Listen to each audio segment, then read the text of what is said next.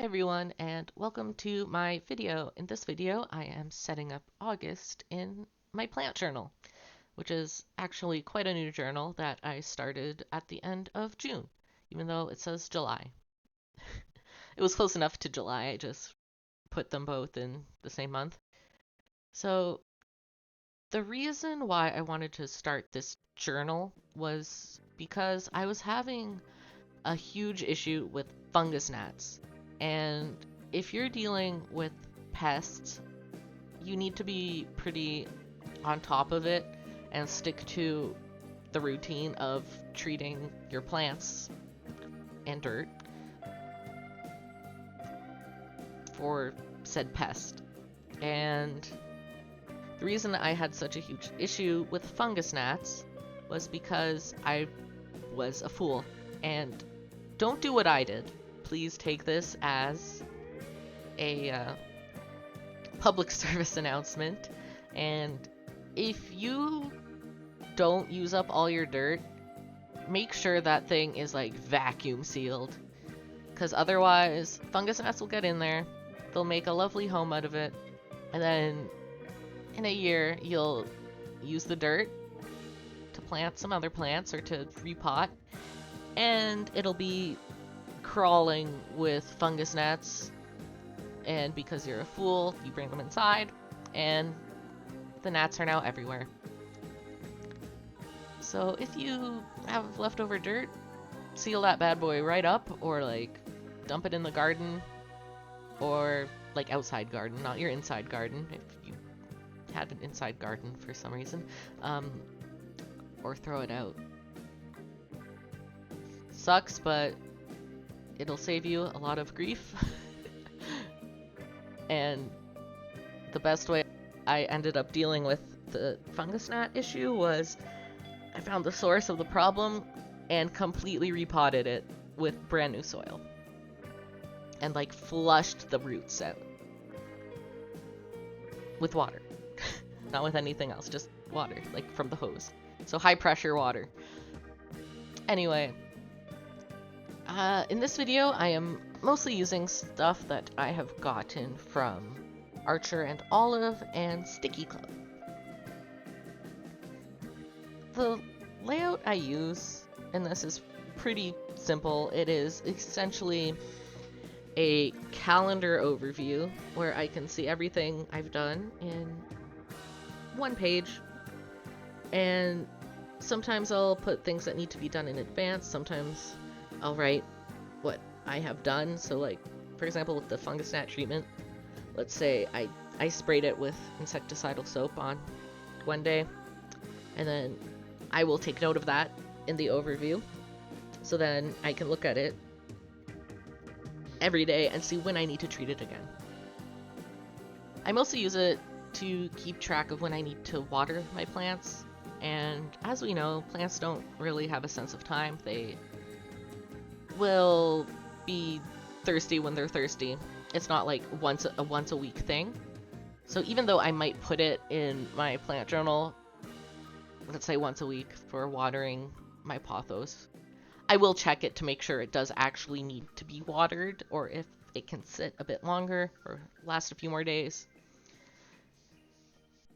The best way, honestly, I recommend to check is I have a bunch of skewers, like wooden skewers, that I use to stick in the dirt. If the dirt is still on it, it probably doesn't need water unless it's one of those plants that loves to be moist all the time. If the stick comes out with nothing on it, you're good to go to water. It is essentially like when you're baking a cake, except maybe don't eat the dirt. Who am I to stop you? If you want to eat the dirt, go ahead. I'm not your mom or your dad.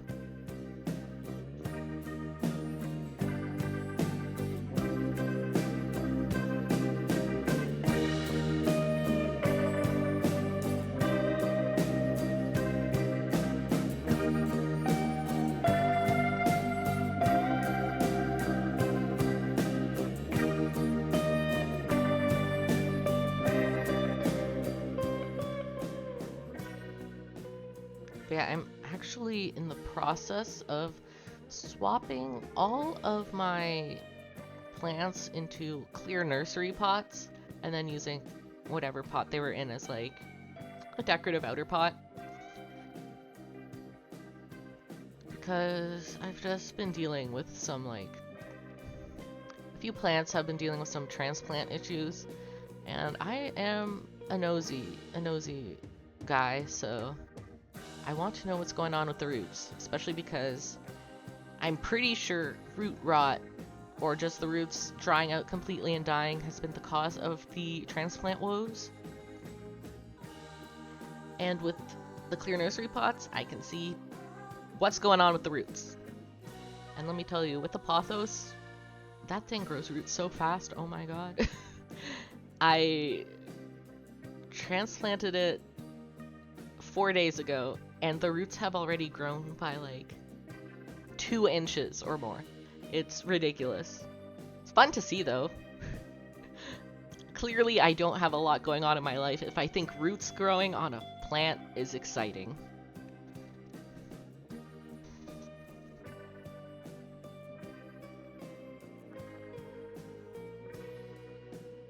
Yeah, with this stamping, because this journal has pretty thin paper, unless you're fine with some pretty strong ghosting,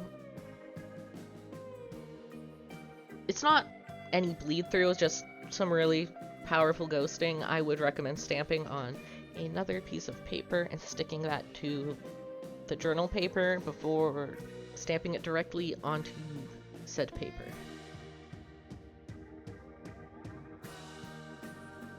I think it takes longer to dry on this paper too, because I feel like I smudged it in my like beginning journal setup.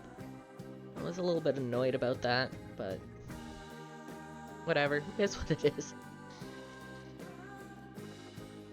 Yeah, the setup is pretty basic, pretty simple, because ultimately I am lazy and I will do what is easiest and looks good. And that is what this setup, I believe, is.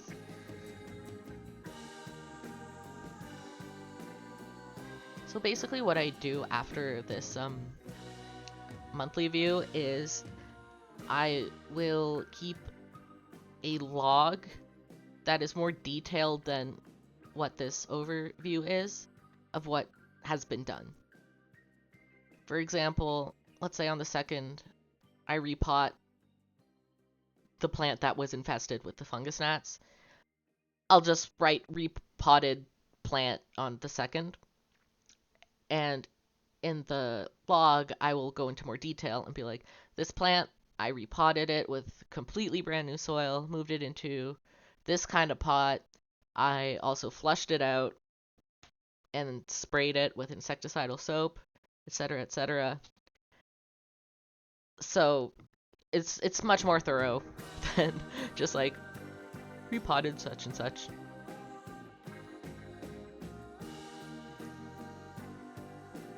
So it kind of also works as like a, what's it called? Table of contents, I guess. So I know which day I did what on. If I need more detail, I go to the exact page that whatever is on. Wow, that was vague, but I hope it made sense. Anyway, we're approaching the end of this video, and with that, approaching the end of my ramblings.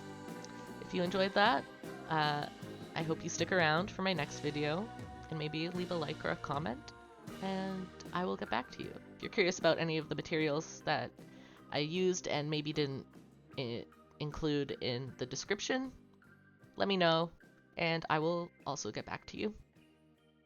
Alright, thank you for watching, and I will see you next time. Bye-bye!